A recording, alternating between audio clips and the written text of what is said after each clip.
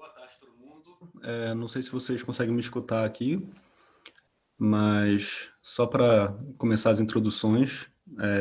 Então, hoje é o webinar, no dia 7 de julho, que o Fábio Mota vai falar um pouco sobre ciência aplicada à gestão de áreas marinhas e protegidas no sudeste do Brasil. E só para a gente começar a fazer essa interação assim, com todo mundo, eu acho que seria legal de... aqui no lado vocês tem o chat. Eu acho que seria legal de todo mundo falar, de onde está, na região do mundo ou estado do Brasil, para a gente saber o alcance aí que a gente tá tendo, enquanto o pessoal vai chegando. Vocês conseguem me escutar bem?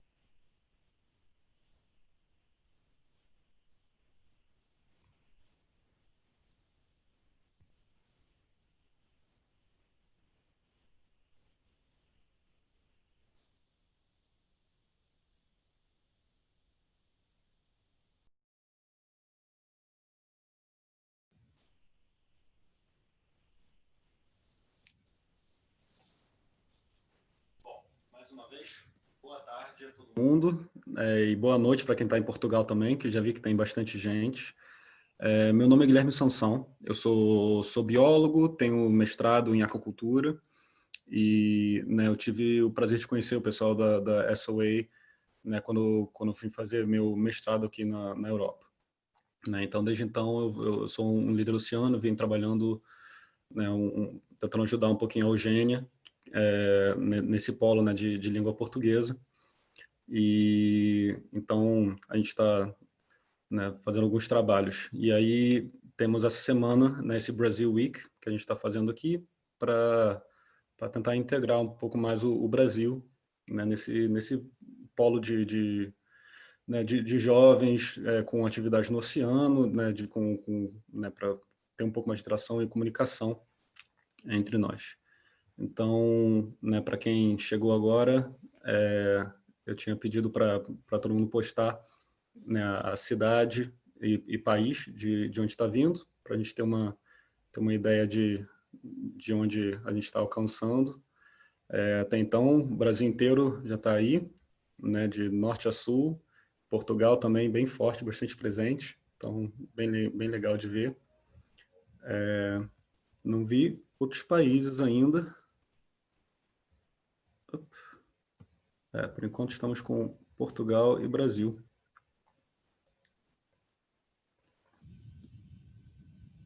Bastante presente.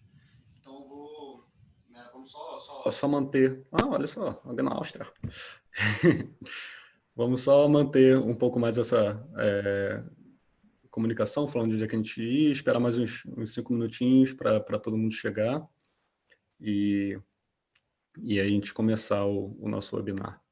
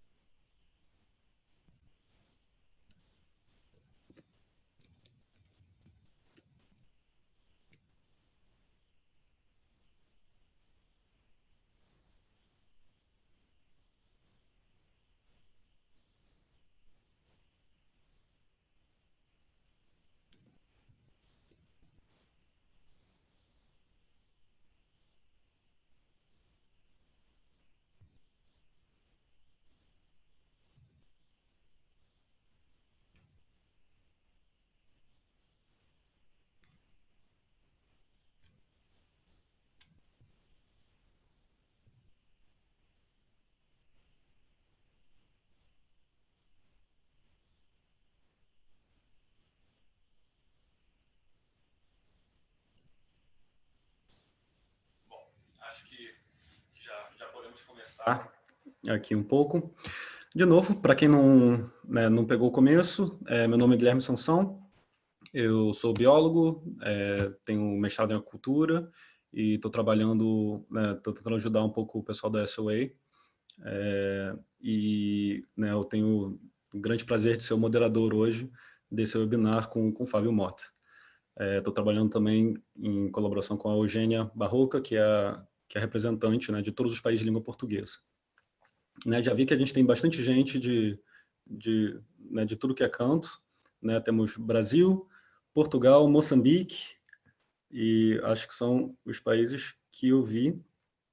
Não sei se eu perdi algum aqui, me perdoe, mas, por favor, faça-se presente. Eu vou fazer uma pequena introdução sobre o SOA, sobre o que a gente está fazendo aqui, né, dessa semana, que é o Brazil Week. E qualquer dúvida, né, por favor, só postar aqui que a gente vai anotando todas as perguntas e no final a gente, né, vai responder tudo. E depois a gente segue com o webinar normal. Então, vou... Opa, um minutinho.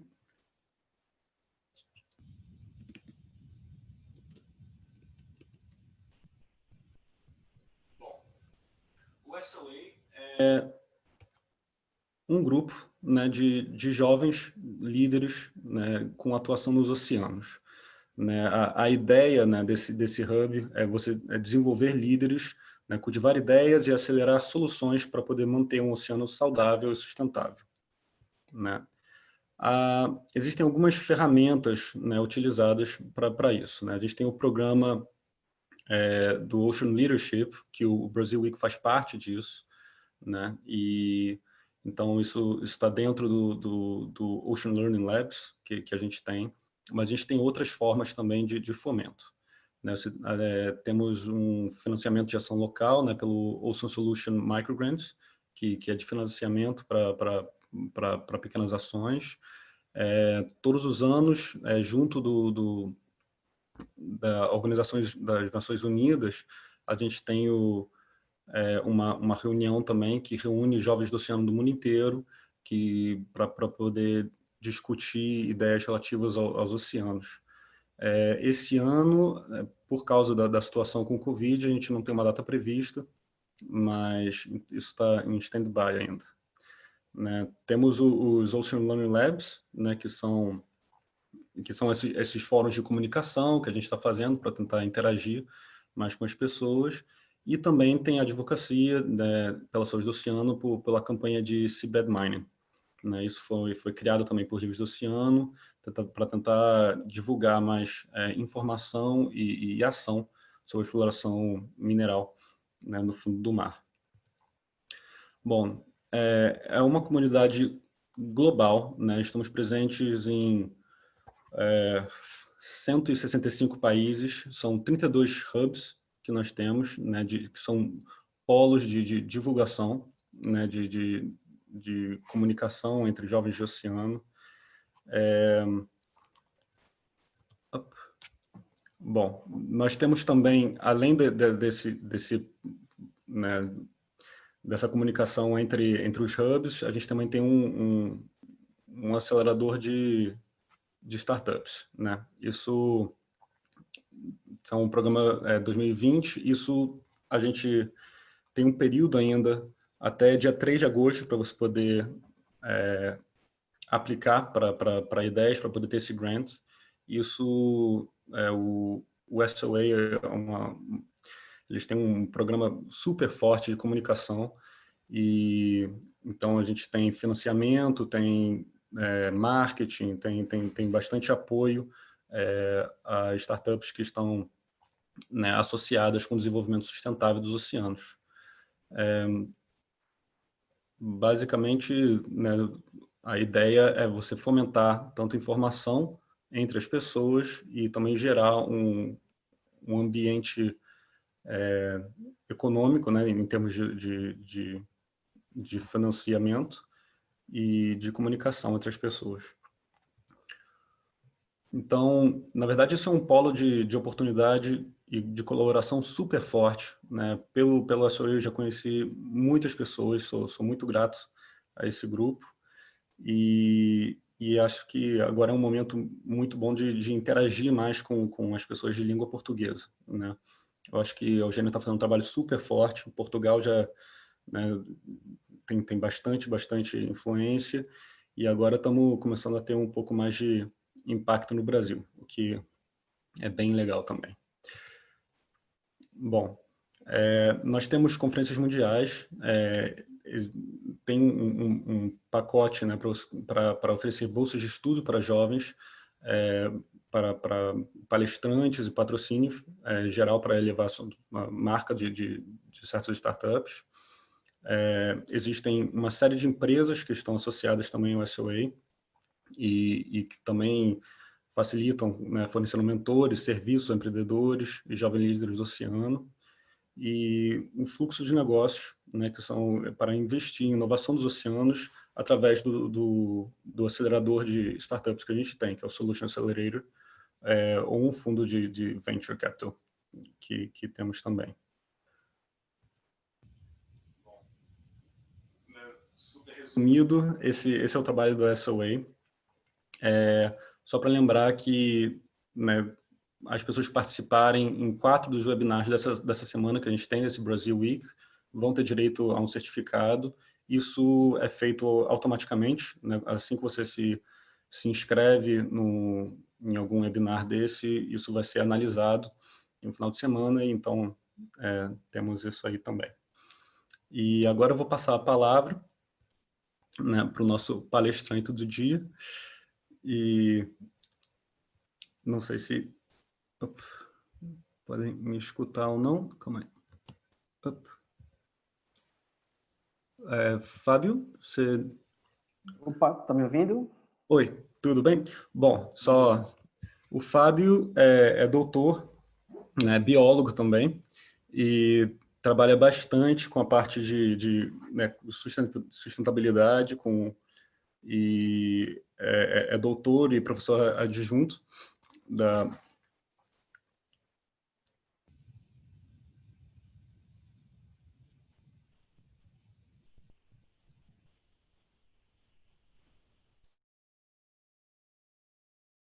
Perdi o seu áudio. Alô? Alô? Voltamos. Pequena falha técnica aqui. Você me escuta? Eu escuto. Bom, desculpa. Bom, Fábio, você pode passar a palavra aí. Tá ok, todos me ouvem? Estão me ouvindo? Estão me Sim. ouvindo? Sim, estamos a Desculpa. ouvir, Fábio, não se preocupe. Sim. Tá ok. Bem, pessoal, boa noite a todos e a todas. Primeiramente, eu gostaria de agradecer o convite da SOA em participar desse webinar, essa série de webinários que está ocorrendo aqui no Brasil. Para mim é uma grande honra. Hoje estou na academia, mas já tive uma vivência aí de alguns anos no terceiro setor e para mim é sempre muito prazeroso poder contribuir com essa agenda. A gente vai falar um pouco sobre o trabalho que o Laboratório de Ecologia e Conservação Marinha da Universidade Federal de São Paulo, LABECMAR, vem desenvolvendo desde 2015. Então, a ideia aqui é falar um pouco desse trabalho, dos desafios, refletir sobre as perguntas que a gente vem tentado responder e gostaria de agradecer aí a atenção de todos e a presença de todos aí nesse momento. Fábio, peço desculpa interromper, estamos a ver a tela negra neste momento. Não sei se consegue ver a sua apresentação, mas nós não conseguimos ver agora. Agora eu estou conseguindo, peraí. Exato, agora já vemos. Pronto. Mas ela está no modo menor. Sim, Será agora que... está no modo menor e neste modo fica preto. Está tudo preto. entendi. Está Já muito há bocado pequeno, não? funcionou. Dá para ver? Sim. Assim dá. Já há bocado funcionou, não sei, mas pronto. Eu vou Se tentar só quiser, mais uma. se quiser Pode falar. terminar a partilha e voltar a partilhar a tela, pode ser que Vou tentar. corrija. Ok.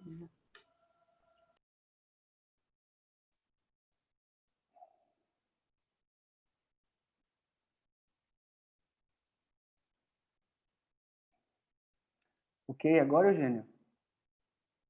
Sim, agora está tudo bem, já vemos tudo. Ótimo. Então, esses são Obrigada. os pontos que eu gostaria de conversar com vocês hoje, falar um pouco da área, do território que nós trabalhamos, a rede de áreas marinhas protegidas do estado de São Paulo, uma área muito próxima a centros de industrialização, muito populosa, né? A gente vai falar um pouco dos inícios dos trabalhos, como que a gente começou a se inserir nessa agenda a partir de 2015.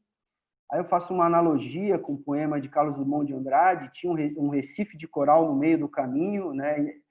Essa é uma questão interessante do nosso trabalho, que acabou deflagrando uma série de esforços de pesquisa para tentar compreender e entender a biodiversidade associada a esse importante ambiente. A gente fala também um pouquinho sobre a gestão adaptativa do mergulho recreativo, que é uma agenda que a gente começou há cerca de 2 anos atrás. E para finalizar a nossa conversa, a gente vai falar um pouco dos desafios da pesquisa e extensão no contexto das áreas marinhas protegidas, trazer algumas reflexões que eu considero importantes para estudantes e jovens pesquisadores. Essas são as áreas marinhas protegidas do estado de São Paulo. É um mosaico de áreas marinhas protegidas. No Brasil, a gente costuma também chamá-las de unidades de conservação, uma vez que elas têm um foco de conservar a biodiversidade marinha.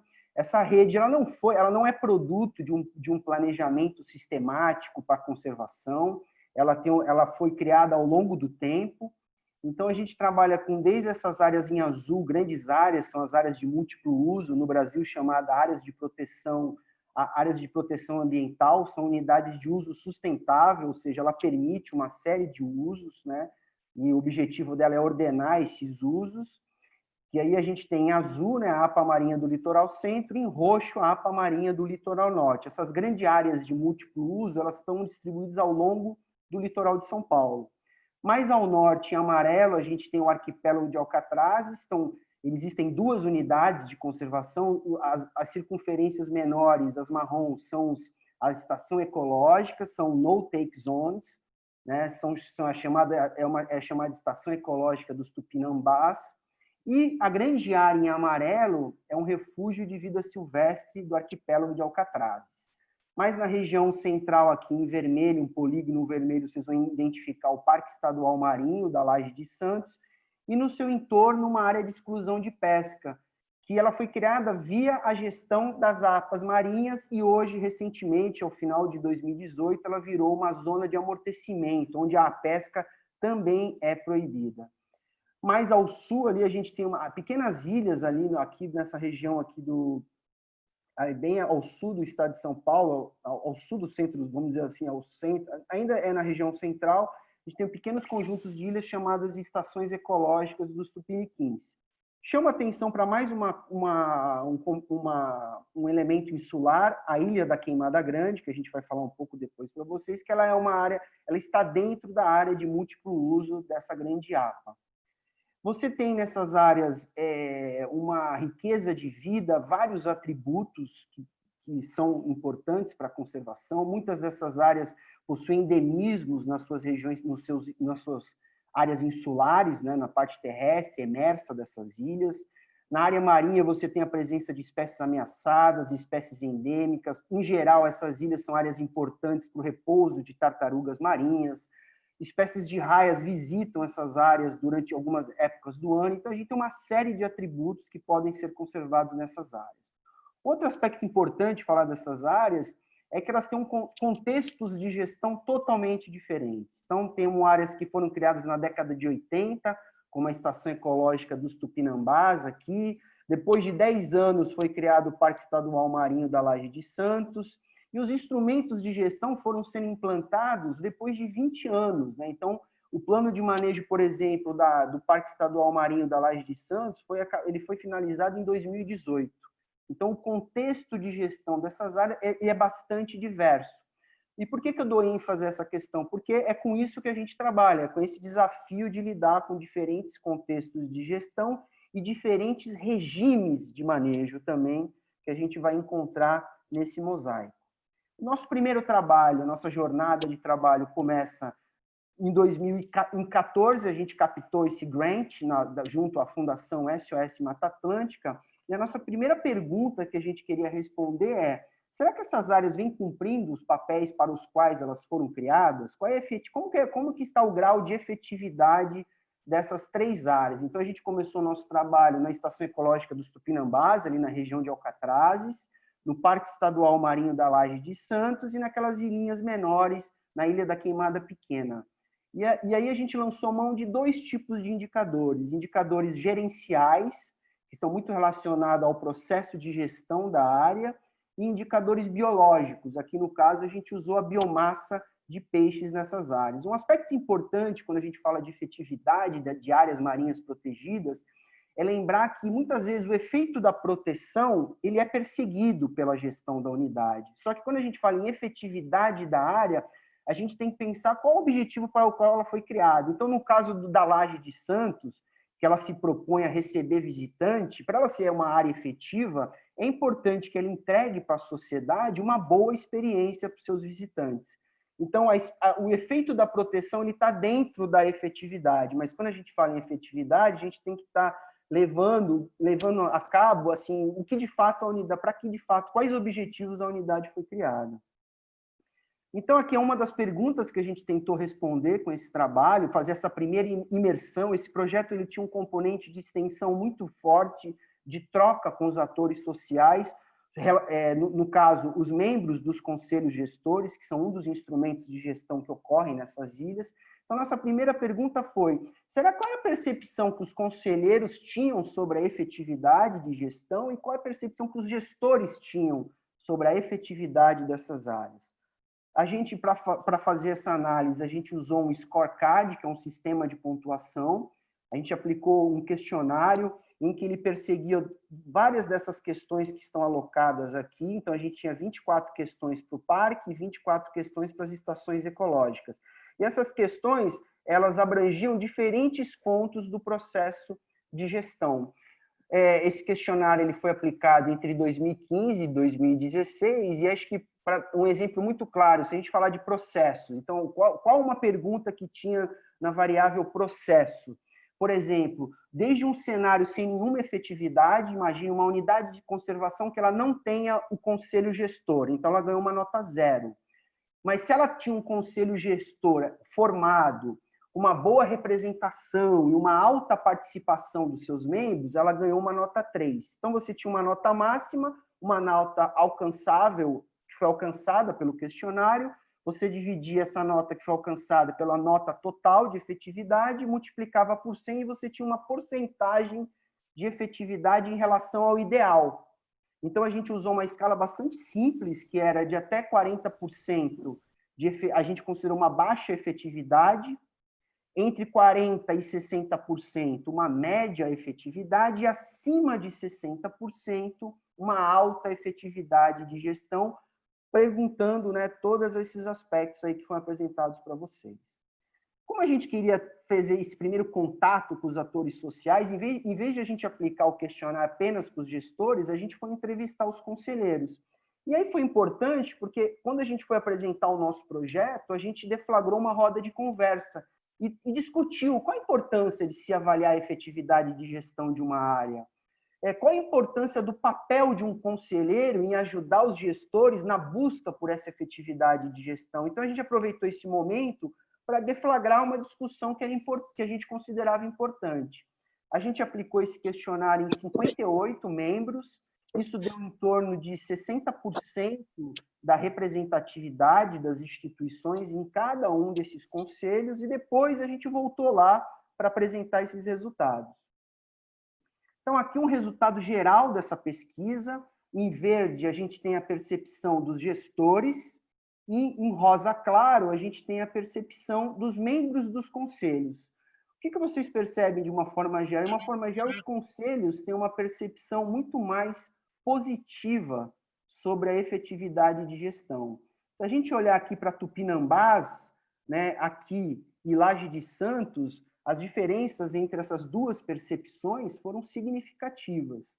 Então, a gente percebe o quê? De uma forma geral, as efetividades de gestões foram médias, quando olhadas na visão do gestor, e teve uma alta efetividade observada na Laje de Santos. A gente atribuiu isso a quê? Primeiro, uma superestimativa possível dos gestores, é possível, mas mais do que isso, a gente também considerou talvez uma fragilidade na comunicação dos gestores para com os conselheiros, ou seja, talvez ele não tenha uma devida noção da dimensão dos desafios que uma área protegida encontra para buscar essa efetividade de gestão. A gente avaliou essas diferenças para vários daqueles aspectos que foram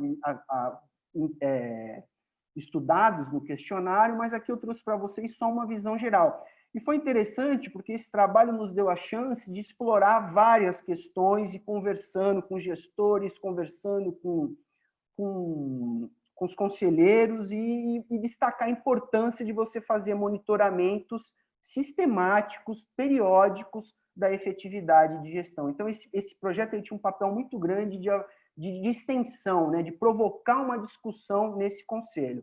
Para quem quiser mais informações desse trabalho, ele foi publicado na Ocean Coastal Management em 2019, depois eu posso passar o link aí no chat.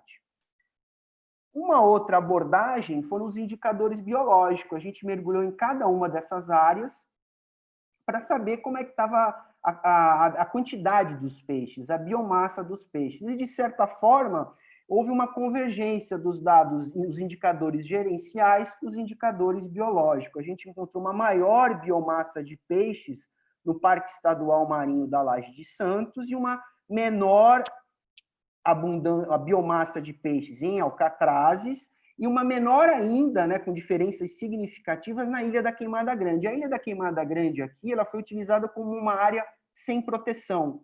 Você tem múltiplos usos que ocorrem nessa ilha: pesca amadora, caça submarina, mergulho recreativo, pesca comercial. Então, é uma área que não tem proteção alguma. E esse gráfico nos mostra que o quanto que uma área protegida pode, sim, aportar resultados relacionados à conservação da biodiversidade. Então, foi mais uma informação que a gente trouxe nesse contexto. É claro que esses resultados eles são contexto dependentes. Essa foi uma fotografia de um verão de 2015, e daí a importância de você repetir esse trabalho continuamente, né, de uma forma rotineira. Bem, e aí, na Ilha da Queimada Grande, justamente aquela ilha que não tem proteção alguma, mas ela reúne uma série de atributos naturais, né? E em 2015, durante as pesquisas para esse primeiro trabalho de 2015, da efetividade de gestão, um colega de laboratório, que coordena junto comigo o Laboratório de Ecologia e Conservação da Unifesp, ele já tinha uma vivência pretérita em mergulhos em áreas com bancos de algas calcárias, né, os bancos de rodolitos, e quando ele mergulhou lá, ele já ficou cismado com aquele fundo. Aí a gente foi buscar na literatura, não tinha algo publicado sobre os bancos de rodolito, ainda estava numa literatura, não digo cinza, mas uma literatura técnica, existia o registro daqueles bancos de algas calcárias, mas continuando os mergulhos na Ilha da Queimada Grande, a gente se deparou que entre o costão rochoso e o banco de rodolitos existia alguma coisa diferente ali, e estudando, indo em condições com melhores condições de água, continuando os mergulhos, a gente percebeu que existia um platô recifal ali que se assemelhava de um recife de coral em franja na área abrigada da Ilha da Queimada Grande. E aí começa o nosso processo de investigar esse recife de coral na Ilha da Queimada Grande. Vale ressaltar que a Ilha da Queimada Grande reúne também vários atributos ambientais importantes. Na década dos anos 2000, já existia um processo para a criação de um parque nacional marinho na Ilha da Queimada Grande, considerando os endemismos na área insular, evidências de agregação de algumas espécies de interesse comercial, presenças de raia-manta. Então, uma alta cobertura, estudos pretéritos realizados já identificavam uma alta cobertura do Mucismilia ríspida, uma espécie de coral cérebro aqui da costa brasileira. Então, já existia uma série de atributos. E aí a gente deflagrou. Quando a gente descobriu esse recife, a gente preparou uma publicação. Essa publicação, à época, ela não foi aceita, mas ela não foi aceita porque o editor, na verdade, ele fez críticas muito construtivas, provocações, e o que nos instigou a melhorar a nossa análise e nos provocou. Então, depois disso, a gente deflagrou um processo processo de várias perguntas, a gente queria identificar, primeiro, é um recife de coral mesmo? Qual é a principal espécie que forma esse recife? Qual o tamanho desse recife? Desde quando esse recife está ali? Qual a importância ecológica que Recife tem? Então, a gente saiu deflagrando. Esse processo foi liderado pelo professor Guilherme Pereira Filho e vários alunos do laboratório, e saímos deflagrando esse processo de pesquisa, revisando o nosso artigo naquele nosso tempo de pesquisa. Só que nesse meio tempo, a área de proteção ambiental marinha de São Paulo descobriu, conversando, sabia da ocorrência do Recife de coral, e era bem na época que eles estavam criando, planejando, fazendo o seu plano de manejo, que é aquele documento técnico que orienta toda a gestão de uma área marinha protegida. E aí eles nos acionaram: professores, vocês acabaram de descobrir um recife de coral mais ao sul do Atlântico, nós gostaríamos de discutir formas de se fazer a proteção desse espaço. Será que vocês não têm como... Vocês não podem nos dar um mapa? Vocês não podem... E aí a gente ficou, poxa, aquela coisa, aquele milindre de pesquisador, pô, a gente sempre buscando a maior precisão possível, deixar as coisas mais mapeadas da melhor forma, aquela coisa muito robusta. E aí a gente acabou partindo para um outro caminho. A gente publicou um artigo com caráter muito mais descritivo, apresentando o Recife de coral para a comunidade científica, e que essa informação pudesse ser utilizada nesse processo de planejamento. Então, a gente continuou conduzindo aquela série de estudos de paleoceanografia, de experimentos ecológicos, e fez um estudo mais descritivo, que é esse que eu apresento nessa imagem, e para deflagrar, para poder contribuir com esse processo de gestão. O plano de manejo ele foi concluído, toda a etapa técnica já passou por várias instâncias. Hoje ele depende de uma chancela do governador do estado de São Paulo, para ele estar valendo. E esse projeto, durante esse processo de planejamento, foi criada uma área de cerca de 19 quilômetros quadrados ao entorno da ilha da Queimada Grande, e se tornou uma área de importância turística.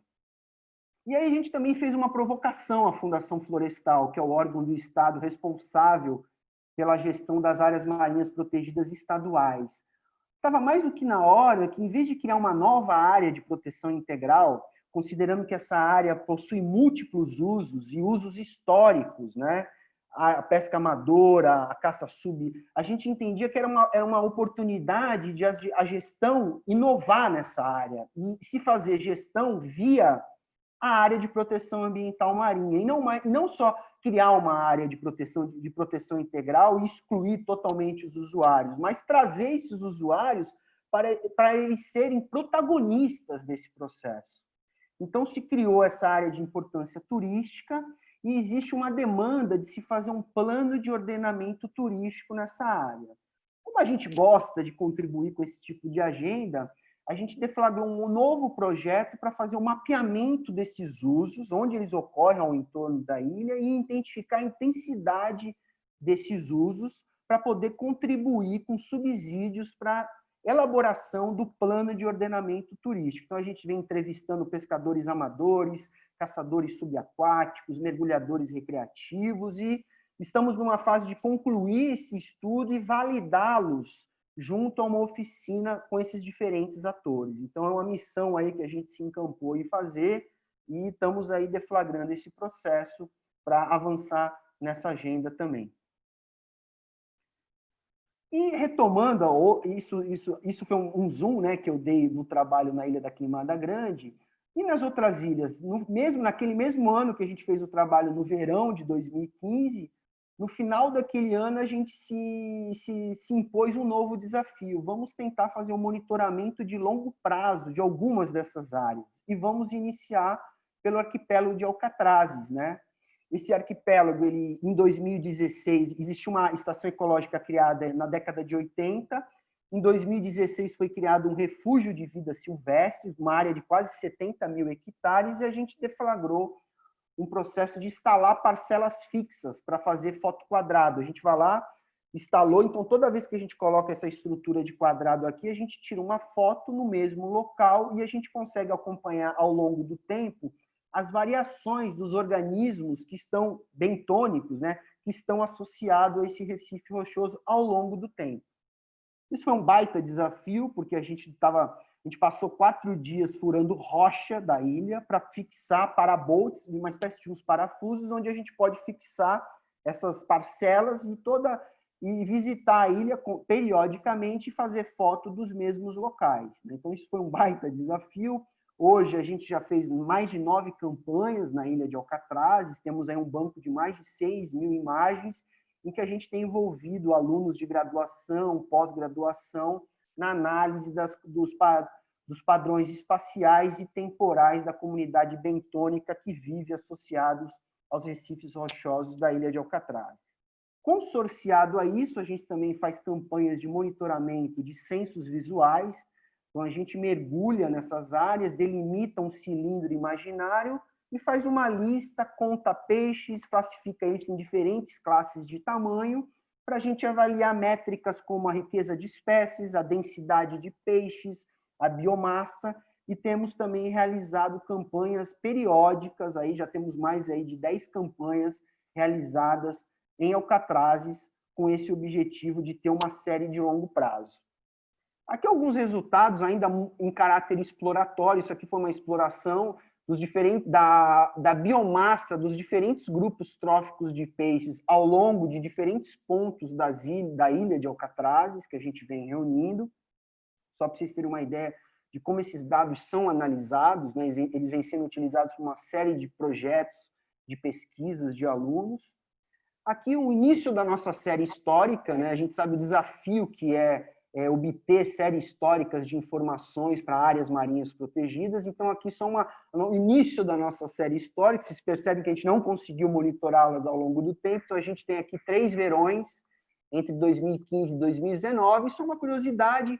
Entre esse período de verões, a biomassa de espécies de interesse comercial, aqui as garoupas e os badejos, se manteve estável, e dos budiões da subtribo Scarine também apresenta uma biomassa. A gente tem aportado esse tipo de resultado para avaliação de espécies ameaçadas marinhas do Brasil. Existe um esforço liderado por outros pesquisadores que reúnem essas informações de vários pontos da costa brasileira, e hoje Alcatrazes vem contribuindo com subsídios para entender como é que anda a biomassa, né, a saúde ambiental dessas áreas. Então, é um aporte que o nosso laboratório vem fazendo, não só para avaliação de espécies ameaçadas, mas também para a gestão ali da unidade de conservação. E esse é um trabalho, aí a gente, um terceiro grande pilar dos nossos desafios que a gente tem se proposto a encarar, que é a pesquisa aplicada à gestão do mergulho recreativo. Essa agenda nossa começou ao final de 2018, quando, depois de 30 anos, a área de Alcatrazes foi aberta ao turismo de mergulho, e a gente se interessou e até se provocou em sair da nossa zona de conforto e estudar temas que a gente até então precisou estudar bastante e se desafiar com isso. Desses temas que a gente se desafiou foi compreender a dimensão social do mergulho recreativo, a dimensão humana do mergulho recreativo. Então, a gente começou a monitorar a experiência dos visitantes. Então, a experiência de um visitante, ele é um resultado psicológico que ocorre no visitante por conta dessa visitação a esse destino, e ela é influenciada por uma série de fatores. O perfil dessa pessoa, o perfil socioeconômico, o nível de especialização que ele tem na atividade de mergulho, qual a motivação que ele buscou aquele local para mergulhar, as percepções que ele tem daquele ambiente, do nível de aglomeração, as expectativas que ele tinha com o mergulho daquele local e, sobretudo, a satisfação que ele obteve naquele local. Aí, voltando àquela questão da efetividade que eu falei no início, uma unidade de conservação marinha que se propõe a receber visitantes, então, além de ela conservar a biodiversidade, uma das funções, um dos efeitos que ela tem que perseguir é promover uma boa experiência dos visitantes. Então, o indicador de bem-estar humano pode ser a satisfação do visitante. Então, seria mais um efeito que as áreas marinhas podem produzir. a geração de bem-estar humano. E são essas métricas que a gente se meteu a estudar, a investigar. Como é que foi feito esse trabalho? A gente, até por ter esse desenho interessante de áreas em diferentes regimes de gestão, a gente resolveu fazer esse trabalho não apenas em Alcatrazes, mas também em mais duas áreas que recebem visitantes para o mergulho recreativo. A Laje de Santos, o Parque Estadual Marinho da Laje de Santos, e a Ilha da Queimada Grande, que é aquela área de múltiplo uso, onde tem pesca, caça-sub e tem mergulhos recreativos também. A gente fez um trabalho muito forte de divulgação desse trabalho, desse projeto, antes do início do mergulho em Alcatrazes. Então, é importante vocês notarem que desde aquele trabalho de efetividade e agora esse trabalho do mergulho, a gente teve um cuidado de fazer uma comunicação muito assertiva. E é uma coisa que eu repeti em várias reuniões, que a ideia desses projetos não é promover uma caça às bruxas. A gente não quer avaliar a efetividade de gestão para deixar o gestor em mais lençóis. A gente não quer avaliar a experiência do visitante para avaliar a qualidade do serviço do operador. Não, a gente quer avaliar para ter elementos para a gente tornar essa operação cada vez maior. Então, a gente teve essa oportunidade, a gente participou dos processos de formação dos condutores, de todo o processo de início da operação de mergulho em Alcatrazes, e isso foi muito importante, a nossa presença nessas reuniões, nas reuniões dos conselhos das outras unidades, para comunicar muito claramente quais eram os objetivos do trabalho. Então, houve um esforço de comunicação do projeto muito intenso. E a gente aplicou esses questionários de duas formas.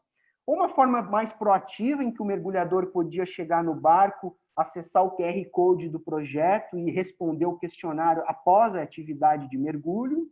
Em alguns casos, os nossos pesquisadores do laboratório foram nos pontos de desembarque e aplicaram esses questionários com os mergulhadores.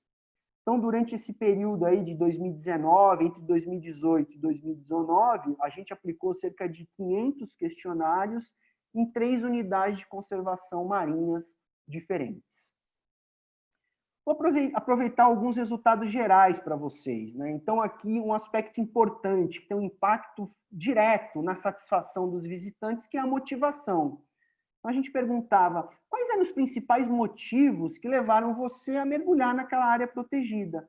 Então, a gente tem aqui resultados em verde, é o grau de frequência em que aquela motivação apareceu nos questionários. Então, naquelas 2 unidades, nas áreas marinhas protegidas de proteção integral, as no-take zones, vocês percebem que os atributos de biodiversidade eram muito valorizados, ou seja, as pessoas estavam procurando mergulhar ali atrás de encontrar uma maior biodiversidade. Então, por quê? Estou atrás de uma área onde a natureza é preservada, observar uma rica vida marinha, eu sempre quis mergulhar aqui. Então, essas áreas, elas geram uma expectativa nos seus visitantes. Então, aqui um aspecto importante. E quando a gente compara, eu não quis colocar porque não coube nessa imagem, mas quando a gente traz a principal motivação na Ilha da Queimada Grande, foi justamente esse quarto fator aqui, fugir da rotina. As pessoas iam lá com uma motivação diferenciada. Eu vou na Queimada Grande, não que ela não reúna atributos importantes, mas eu vou à Ilha da Queimada Grande para fugir da rotina. A gente vai falar um pouco mais disso mais para frente. E aqui uma estratégia de comunicar os resultados que a gente considerou muito importante nessa troca com os gestores, com os operadores de mergulho, com os conselheiros dessas unidades de conservação. Então, a gente mensurava aqui no eixo horizontal o nível de satisfação, aqui, no nível na linha horizontal, de uma baixa satisfação para uma alta satisfação à direita, e o nível o quanto ele dá, qual era a expectativa, o quanto aquele aspecto que a gente estava estudando, a gente dividiu em vários atributos da visitação, o quanto que aquilo é importante para ele. Então, ter uma área rica em biodiversidade era importante aquilo para ele, então a gente cruzava essas 2 medidas. A gente fazia a mesma pergunta, o quanto que ele ficou satisfeito com aquele atributo e o quanto aquele atributo era importante. Então, de acordo com essa meta, quanto maior a satisfação, mais à direita, e maior ele dava importância para aquele atributo, né, você conseguia alocar essas percepções em diferentes quadrantes e identificar áreas. Opa, se você tem uma extrema importância e uma baixa satisfação, a gestão precisa se concentrar nesse primeiro quadrante no canto superior esquerdo. Se você tem uma alta importância, uma alta satisfação, opa, o trabalho está sendo bem realizado. Então, é só um aspecto que a gente explorou durante essas reuniões.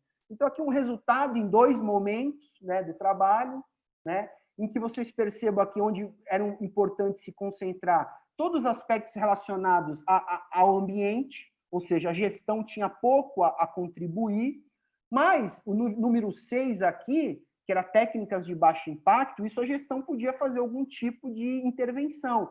Estava aqui como concentrado nessa época aqui. E se vocês perceberem no canto superior direito, você tinha o 7 e o 5, tinha uma posição mais marginal, aqui nessa fase, eles estavam ainda num quadrante positivo, mas com o tempo, depois de quase 6 meses de operação, eles migraram num destaque onde que ele precisaria ser concentrado. Então, essa foi uma estratégia bastante didática que nós utilizamos de compartilhar essa informação com os gestores e tentar ajudar a gestão a fazer algumas intervenções. Hoje a gente faz algumas análises um pouco mais sofisticadas, a gente consegue medir o quanto cada um desses atributos que estão apresentados aqui, eles impactam na satisfação ou insatisfação global dessas áreas. Então, só para quem tiver um pouco mais de curiosidade sobre esse trabalho, ele ainda não está disponível online, a gente acabou de publicá-lo esse ano. Quem tiver um pouco mais de curiosidade para saber sobre o trabalho, pode acessar esse trabalho. A gente comparou a experiência dos visitantes em áreas expostas a diferentes contextos de gestão e contextos de manejo. De uma forma geral, a satisfação global foi alta nas 3 áreas, superiores a 8, a gente pedia para eles darem uma nota de 0 a 10, em média, todas as áreas tiveram uma alta satisfação, mas nesse artigo em particular vocês vão encontrar mais detalhes sobre esse estudo. E aí uma parte importante, eu não queria deixar para correr, mas quando a gente fala de ciência aplicada, a gente acha que é só ir lá, fazer a pesquisa, publicar o bom trabalho, e não, gente. Além de você comunicar muito bem essa sua importância, não vai além de você comunicar para a sociedade, vale um esforço de você estar presente junto à sociedade para fazer essa divulgação dos resultados. Então, extrapola até as formas de comunicação. Então, quando a gente quer fazer, de fato, fazer aquela ciência, ter impacto na sociedade, na tomada de decisão da gestão, é importante você vivenciar e realizar essa troca.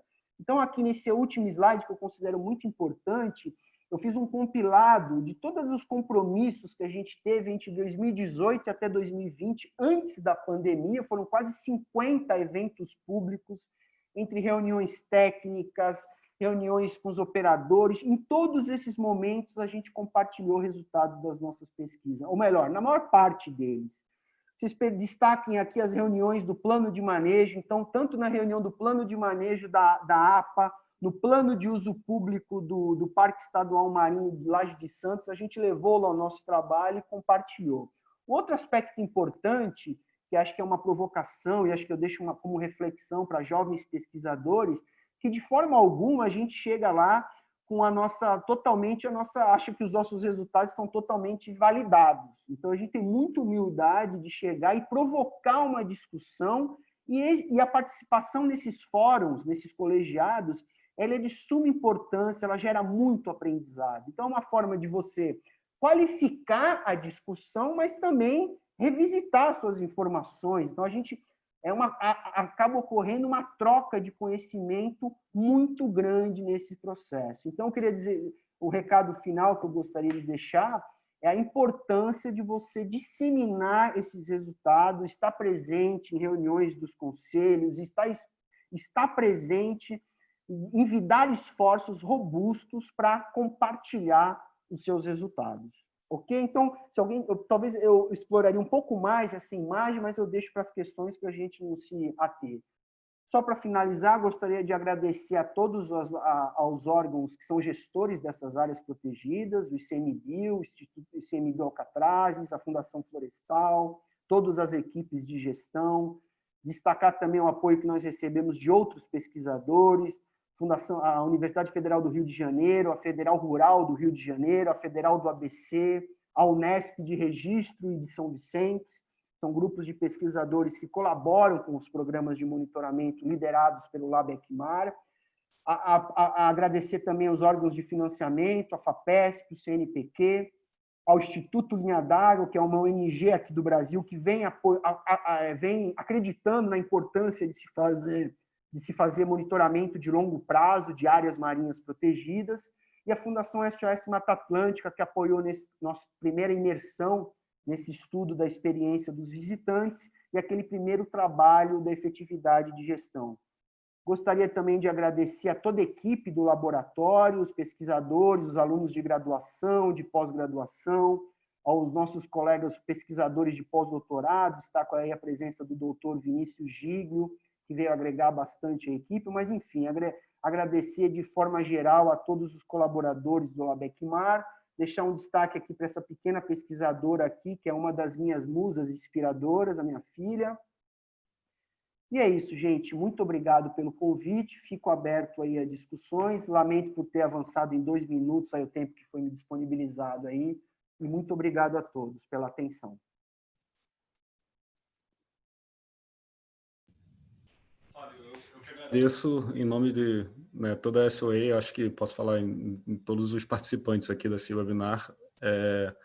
Eu, particularmente, acho incrível, na verdade, o trabalho que vocês estão fazendo. Eu cresci nessa área, né? Na verdade, eu sou de Petrópolis, mas minha família toda faz caça sub, e, na verdade, eu cresci com pescador e tudo na Costa Verde, e esse trabalho é muito importante, porque a gente vê muito o impacto que tem.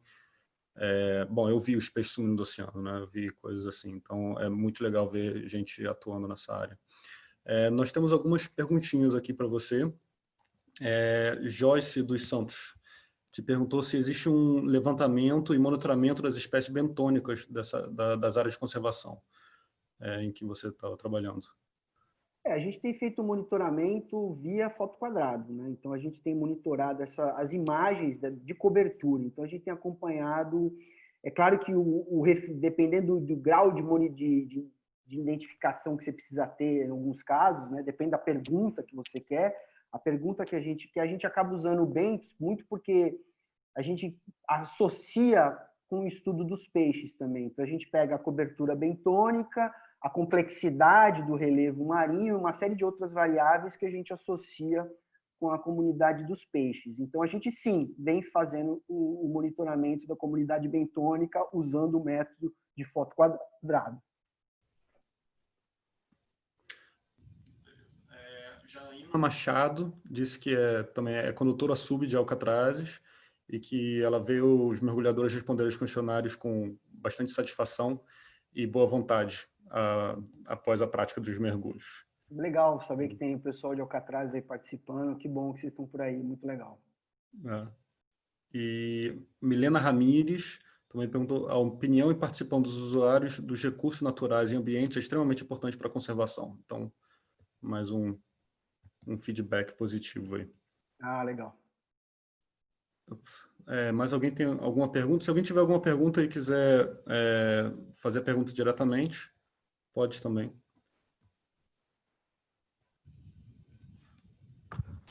Oi, vocês me ouvem? Sim. Eu gostaria de fazer uma pergunta. Eu vi que tem bastante instituições que estão ligadas e compartilhando os dados, né? Eu faço parte da UFSCar, que é a Universidade Federal de São Carlos, aqui na Lagoa do Sino, e estou tentando iniciar agora esse meu trabalho com a biomarinha, né? E eu queria saber como é que funciona para pesquisadores de instituições que não são necessariamente vinculadas, para elas poderem compartilhar esses dados. Depende, acho que tudo é conversado. Assim, claro que como a gente está em campo e a gente tem uma série de alunos com várias questões, num primeiro momento a gente vem utilizando esses dados para as pesquisas desenvolvidas pelo nosso grupo. Mas, de uma forma geral, quando isso é uma rotina que vem se tornando cada vez mais frequente, a gente tem disponibilizado esses dados como material anexo às publicações que a gente acaba publicando, né? Então, de alguma forma, primeiro a gente publica o trabalho e, às vezes, esses dados vão sendo disponibilizados. Mas, dependendo da pergunta, fica aberto aí de um diálogo para, de alguma forma, a gente poder contribuir com outros colaboradores. Mas, num primeiro momento, a gente acaba... As perguntas estão envolvidas com as equipes de pesquisadores. Não sei se eu respondi adequadamente, mas acho que, de uma forma geral, é isso. Ah, sim. Muito obrigada. Eu vi Diego Costa também. Uma pergunta? Você quer fazer uma pergunta diretamente? Ou... Eu queria... Aqui, agora sim. Bom, a pergunta foi se você acha mais interessante trabalhar com grupo trófico de peixes para avaliação que com abundância ou densidade. Na verdade, a gente trabalha um pouco com tudo, depende muito da pergunta. A gente costuma trabalhar com densidade, biomassa. A biomassa costuma ser um pouco mais explicativa, né? Ela acaba, de alguma forma, captando processos, né? Quando você trabalha com a biomassa. Mas tem alguns outros trabalhos. Eu tenho um aluno de mestrado que está estudando a estrutura das assembleias, estrutura espacial das assembleias na Ilha de Alcatrazes. Algumas análises ele trabalhou com densidade, outras ele trabalhou com biomassa. Então, depende muito da pergunta. Mas, eu acho que, como a gente está ali debaixo d'água contando peixe e essa informação acabar vindo, então a gente acaba usando mais de uma métrica. Mas vai muito de acordo com a pergunta. Jorge, você gostaria de fazer a sua pergunta diretamente também?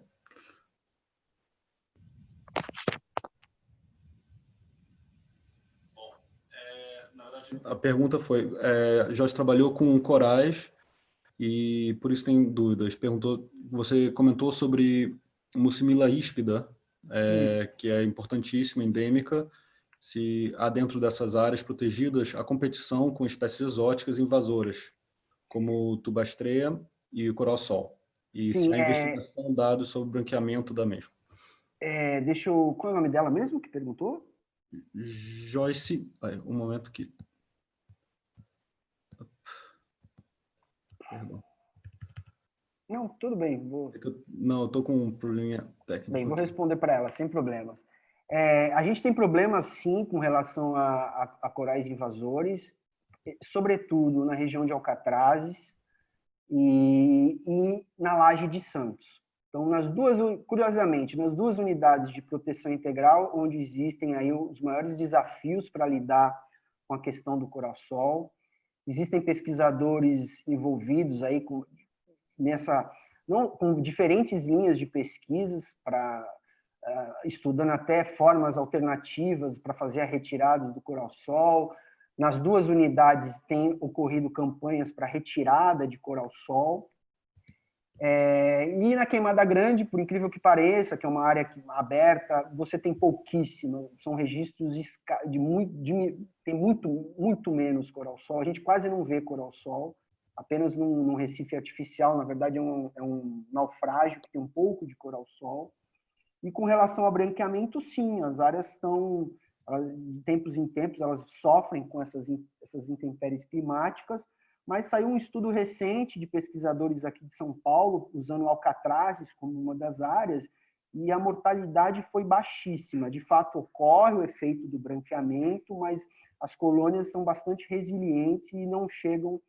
A taxa de mortalidade foi baixíssima. Foi publicada, acho que final do ano passado, acho que início desse ano, na Coral Reefs. Oi, Fábio, obrigada. Aqui no Rio de Janeiro a gente tem o projeto Coral Sol, né? BRBio, o Instituto BRBio, que faz o controle e erradicação, principalmente na região da Ilha Grande, né? Onde hoje, infelizmente, a gente sabe que a erradicação é basicamente impossível, mas há esse controle. Para Alcatrazes, há essa possibilidade de erradicação ou também é um trabalho de controle? E existe algum trabalho, digamos assim, voltado para o socioambiental em conjunto com pescadores, mergulhadores, ou é realmente um trabalho somente de pesquisa? Não, tem o trabalho de pesquisa que eu comentei, que é liderado por pesquisadores do CEBIMAR e outros colaboradores, inclusive o Joel Creed é autor de alguns dos trabalhos com esse outro pesquisador aqui de São Paulo. existe o controle e existe as pesquisas. Um aspecto que eu acho importante de Alcatrazes, que houve um envolvimento muito grande da equipe de gestão na construção do Plano Nacional de Combate às Espécies Marinhas Invasoras. Eu sei que tem um plano nacional, né, com relação, não sei se é só espécies do coral, só em relação ao coral-sol ou para outras espécies invasoras. Então, tanto o pessoal da gestão como da comunidade científica, eles são muito antenados, estão muito envolvidos nessa temática. É uma preocupação importante, vamos dizer assim, para a gestão, né? Então, além de fazer ordenamento do uso público, as campanhas de fiscalização, é uma agenda que eu entendo que ela tem prioridade na gestão de Alcatrazes.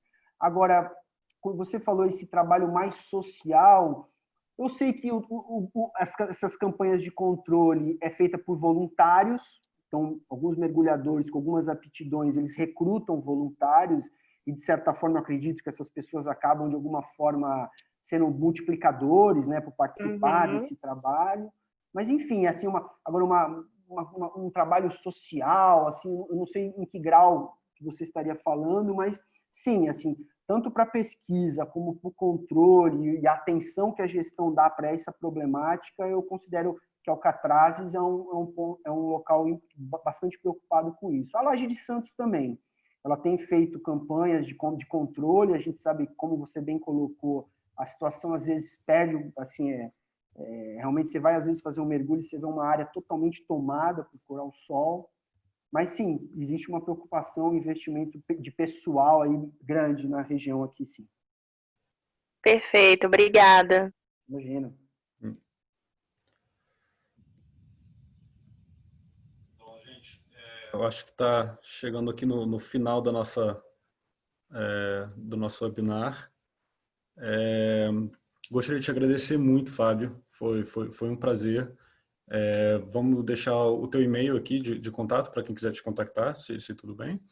Claro. E, né, gostaria de lembrar também que esse webinar está sendo gravado, e então todas as perguntas vão ser respondidas por e-mail, todas as perguntas restantes aqui. Ok, E posso falar um pouquinho rapidamente? Queria Sim, só claro. reiterar os meus agradecimentos aí a todos que participaram aí, a SOA aí pelo convite, e seguimos à disposição aí para contribuir com esse tipo de agenda aí de conservação marinha. Muito obrigado a todos, a Eugênia aí que fez o primeiro contato, ao Guilherme, e é isso aí, pessoal. Muito obrigado aí pela presença de vocês. A gente que agradece.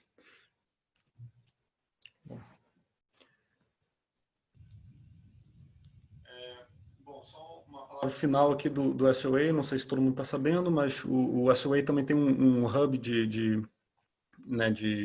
contato entre as pessoas, né, que a gente faz pela plataforma Mobilize. E, né, quem não tiver ainda dentro desse grupo, aconselho fazer parte, porque a gente pode, né, ter uma atuação mais forte, né? Quanto mais gente, melhor, e com mais backgrounds, e a gente vai se comunicando, vai conversando, e eu acho que dá para fazer muito trabalho legal. E, né, a gente tem um polo de biodiversidade incrível no Brasil, e tem um polo de cérebros também muito incrível, né? Não só no Brasil, obviamente, né? Portugal também, estamos aí, mas por ser Brasil Week, eu vou puxar um pouco a sardinha para o nosso lado. E agradeço muito a todos os participantes e espero que aproveitem o resto da semana. Muito